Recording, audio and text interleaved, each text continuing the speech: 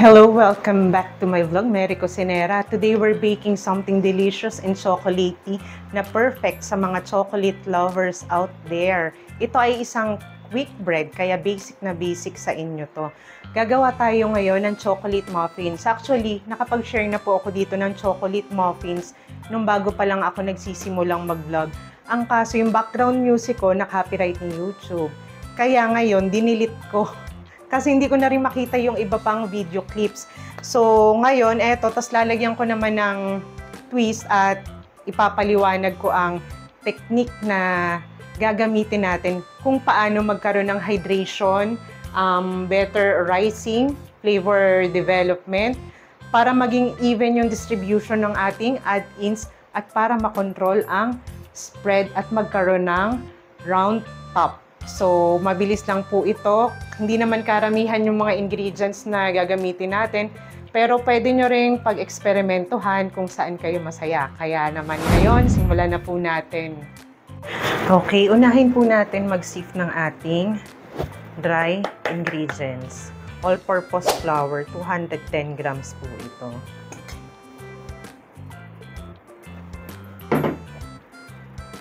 Baking powder, 1 teaspoon. Baking soda, 1 teaspoon din po. Salt, 3/4 teaspoon. 2 teaspoon ng coffee powder. At ang ating alkalized cocoa powder o cocoa. Cocoa pa, 80 grams. Okay, sift lang natin yan. Para walang lumps, syempre. Importante na sifted palagi ang ating mga dry ingredients.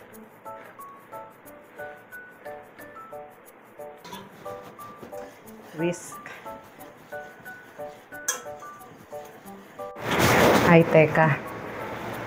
Nakalimutan ko yung ating light brown sugar.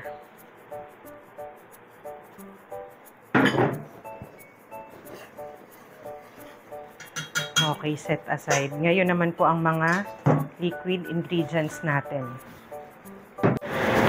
Okay, ilagay po natin ang ating unsalted and melted butter. Melted po dapat para mag-contribute po sa moistness, mas maging tender and soft, at syempre ma-enhance ang flavor.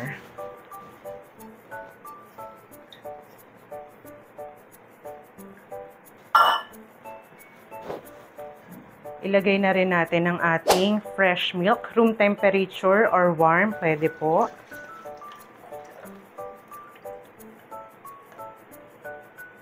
Ilagay na rin ang 2 large eggs. Yan, sama-sama na yan. Para madali ang galawan. Lagyan din natin ng vanilla. Okay, lalagyan din po natin ng white vinegar. 2 teaspoon lang. Magre-react yan sa baking soda. Makakatulong para mas maging lighter.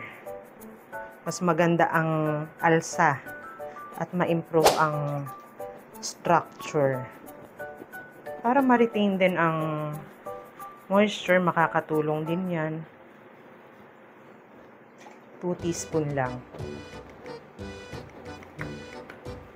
Babalansihin din yan ang sweetness at flavor ng ating muffins. Okay, haluin lang natin hanggang sa maging well blended na.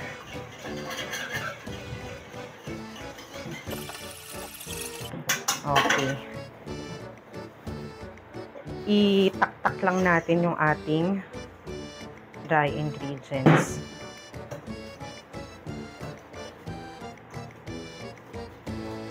Haluin lang po natin hanggang sa maging well blended.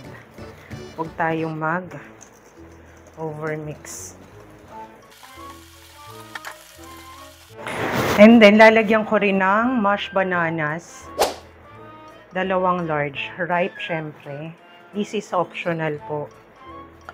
Kung ayaw nyo po ng saging, ay huwag nyo pong lagyan. Kung may banana, pwede nyo ring lagyan ng nutmeg. Sa chocolate, masarap din ang cayenne pepper para may konting kick. Yan. Then, ang ating chocolate droplets, 80 grams lang. Dark chocolate po ang aking gamit. Pwedeng mas damihan nyo, pwedeng mas konti. Lalagyan din natin ang ibabaw niyang kapag ibe-bake na natin. Okay. Lipat ko muna dito sa maliit at papaliwanag ko naman ang technique at purpose ng ating technique na gagawin. Pwede nyo na po itong i-bake ng 15 to 20 minutes. Pwede nyo na itong isalang. Pero pagka ganitong may add-ins, chocolate droplets, nuts, or fruits, magsising po yan sa ilalim.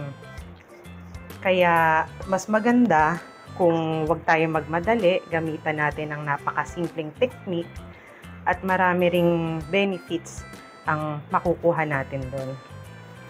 Okay, lagyan po natin ng cling wrap. Ito po ay kung ibe-bake nyo, pwede na. Pero ulitin ko, magsisink yung add-ins natin kung nuts, fruits, or chocolate. Pero masarap na yan. Pero mas masarap at mas madaming benefits kung ilalagay natin sa chiller.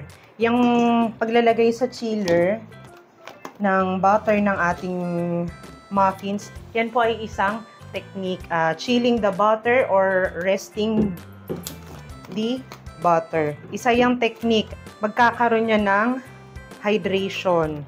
Mas nagiging hydrated ang harina kapag chinil natin ang butter ng muffins bago natin i-bake. Mas nagiging moist and tender ang ating muffins. Tapos, isa pang benefits niyan, flavor development. Bago pa natin i-bake, yung resting period niya, nakapag-develop na ng flavor. Another one is for better rising. Kasi kapag chilled or cold na yung ating butter ng muffins, kapag sinalang mo yan sa preheated oven, nagkakaroon niya ng thermal shock. Nagseset na agad yung ibabaw niya. Habang yung loob niya, continuous ang pag-alsa habang binibake siya. Nagko-contribute ng rounded top. Nagiging rounded yung kanyang top o medyo elevated yung kanyang form. At yan ang maganda sa muffins kasi indication niya na maganda yung alsa, airy o fluffy, at saka tender. So, kaya gagamitin natin na itong technique na yan, yung simpleng technique na yan. Tapos, isa pa nga pala, even din yung distribution ng mga add-ins natin. Kung ito ay ibe-bake po natin agad-agad, hindi natin ilalagay sa chiller, magsisink lang po yung mga add-ins natin. Pero kung naka-chiller, even po yung distribution, makikita nyong kalat yung ating add-ins. Kung trip nyo yon, hindi siya magsisink. At isa pa, makokontrol din po natin ang spread. Mas firm ang chilled or cold butter ng muffins. Tapos nga pala, yung elevated form or rounded top, pero dito sa ilalagay natin sa chiller, may mga several factors pa po yan kung gusto nating ma-achieve yon. Hindi lang po basta ito. Ang several factors na yan, nabanggit ko na rin naman po yung iba kanina. Ang isa dyan, yung butter temperature. Ito na nga ang gagawin natin na resting the butter sa chiller. Ganon din, magko-contribute din para ma-achieve yung round top o elevated top, ang temperature ng oven kapag binake na natin. Sa unang salang mo, syempre dapat preheated oven yan. Tapos malakas yung apoy, then hihinaan natin ng konti. Papaliwanag ko yung pagka isinalang na natin ito sa oven. Na-explain ko na pala yung kanina.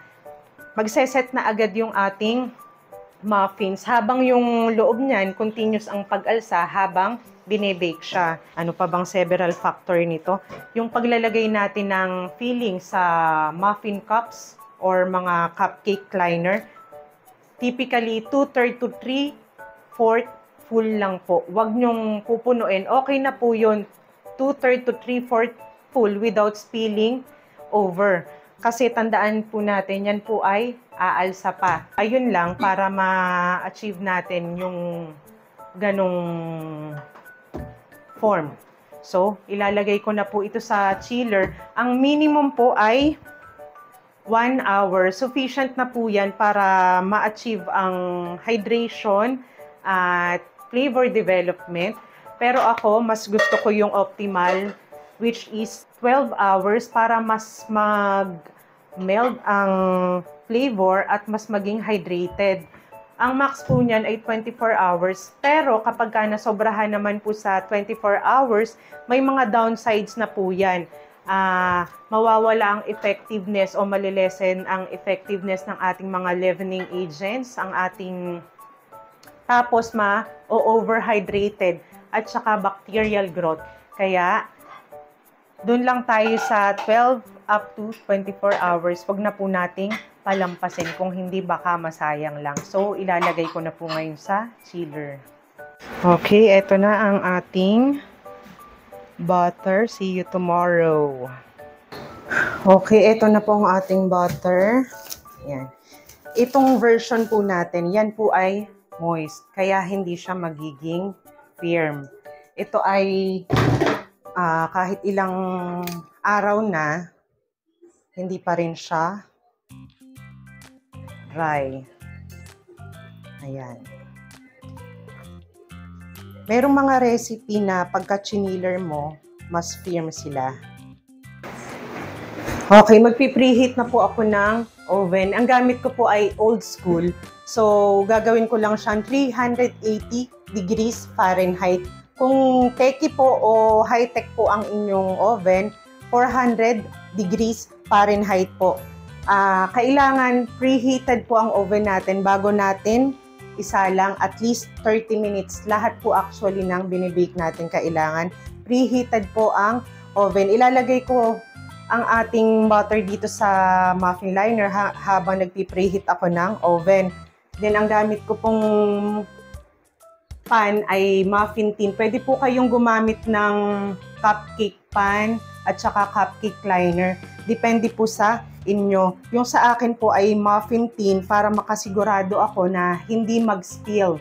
Pero hindi naman yan mag-spill para lang masigurado tayo kasi moist nga po yung ating recipe. Ang importante po dyan, kung gagamit kayo ng cupcake liner, 2/3 to 3/4 full po. Kung gusto nyo medyo mataas, siguraduhin nyo po na mainit ang inyong oven para mag-set na po agad ang ibabaw. Hindi siya mag-spill.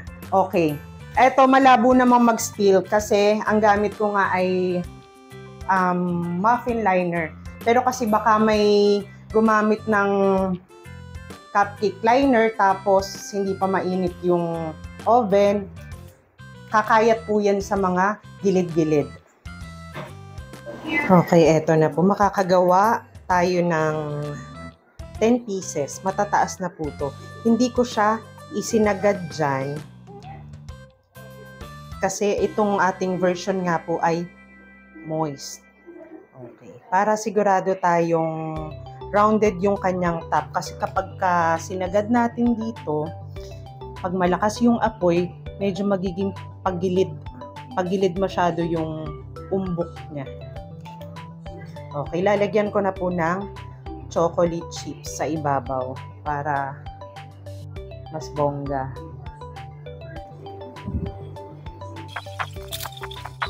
Okay, eto na. Ibabalik ko sa chiller hanggang mag 380 degrees lang yung oven or kung high-tech ang inyong oven hanggang mag 400 degrees. Mainit po ang panahon kaya ilalagay ko muna sa chiller.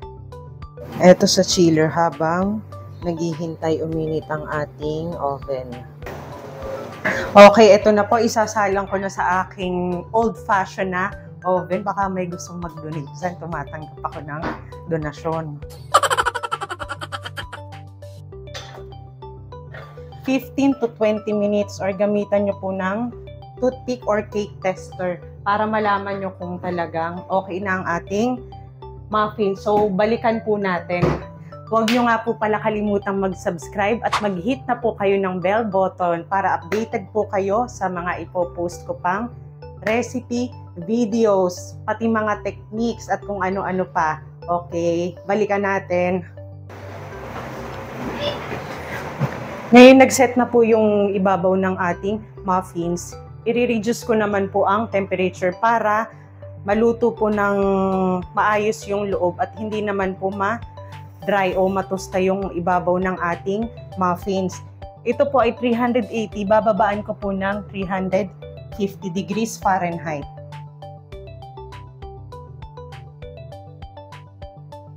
Okay. Then, gamit pa tayo ng toothpick or ng cake tester. Pag tinusok po natin sa gitna, dapat paglabas po, wala nang kasamang crumbs. So, kaya kung mayroon man, few lang po. Okay, balikan po natin. Okay. Naka 20 minutes na. Konti pa.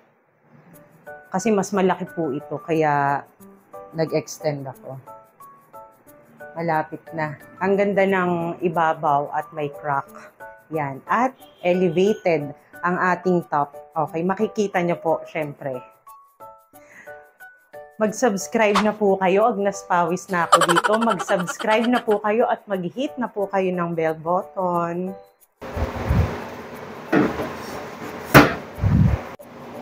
Okay. Ang laki ng ating muffins. Inabot yan ng 28 minutes. Yung 15 to 20 minutes sa maliit dyan, mga 3 ounces. Kaya mas maganda, mamatahan nyo kung anong size ang ginawa nyo. Look. Ito yung ang ganda ng crack niya. Etong nakikita nyo, hindi yan matigas. Kaya lang siya ganyan dahil kakalabas pa lang niya sa oven. Pero pagka yan ay lumamig na, mga 4 hours, makikita nyo na moist ang ating muffins. Tapos malaking bagay na gumamit tayo nito. Malaking bagay talaga yun, lalo na sa mga ganitong recipe na moist. Sasaluhin niya yung mga kakayat doon pagka malaki yung gagawin niya. Yan. Okay. Elevated siya, oh. Rounded yung kanyang top. So, hayaan muna natin dito sa kanyang muffin tins for at least 10 minutes bago natin ilipat sa cooling rack. Balikan po natin. Palamigin po natin. Okay, eto na, malamig na po siya. So, yung parang hard top, pagkalabas sa oven, normal lang po yun. Ngayong malamig na siya, unti-unti nyo nang makikita na moist ang ating muffins. Ayan, moist na siya. Oh.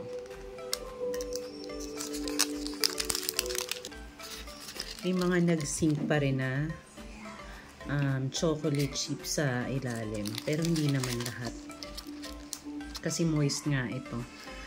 Lalo na kung hindi na chiller. Puntahan lahat sa baba. Look, ang moist.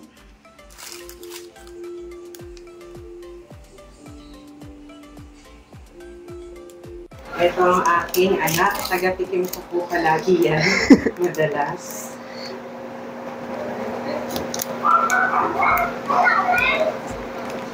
Moist.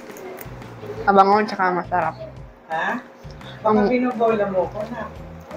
Masarap nga.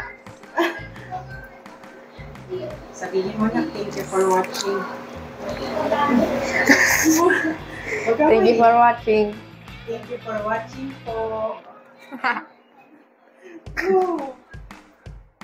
Isa, itong mga alpha na to, huwag nakakalimutan mag-po. Okay, go! Thank you for watching po.